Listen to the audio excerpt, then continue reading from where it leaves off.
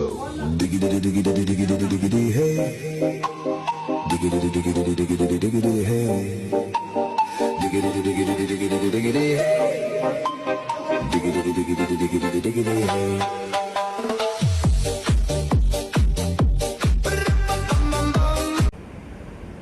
Wah, Bapa, betul ke?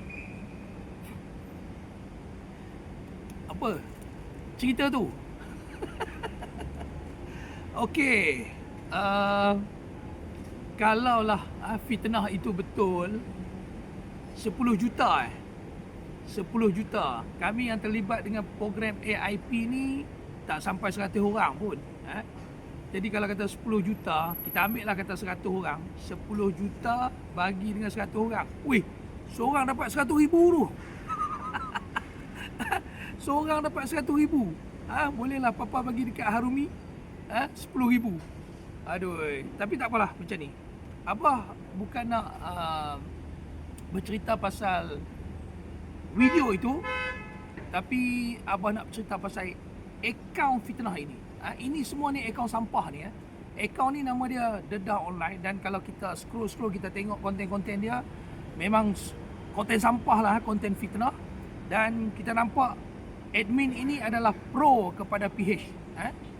So Abah ada buat siasatan, Abah scroll sampai bawah, hampa pun boleh scroll sampai bawah. Akhirnya kita menemui ada satu video seorang perempuan dan seorang lelaki yang dia post pada 12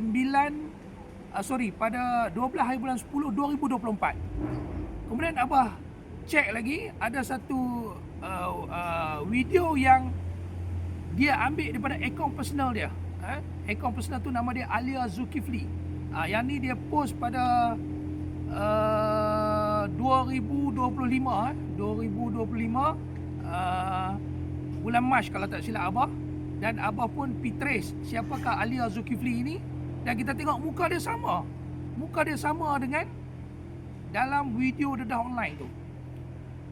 So Alia Zulkifli ini pun dia post tahun 2025, mungkin dia aktif pada tahun tu, dan mungkin dia private video yang sama yang ada akaun Dedah Online ambil tu. Jadi dipendekkan cerita macam ni lah. So Abah nak tanya, hampa kenal tak orang yang menggunakan akaun nama Alia Zulkifli ni? So siapa-siapa kenal mungkin tahulah, mungkin tahu dia ni mungkin terlibat dengan parti, dia sokong parti mana kan.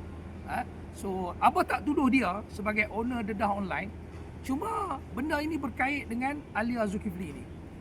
So nasihat Abah kepada Alia Zulkifli, Abah akan tag akaun Dedah Online dengan akaun dia.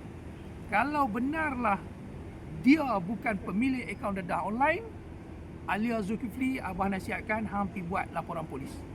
Kalau tidak, kami semua akan suspek hang lah tuan punya akaun Dedah Online tu.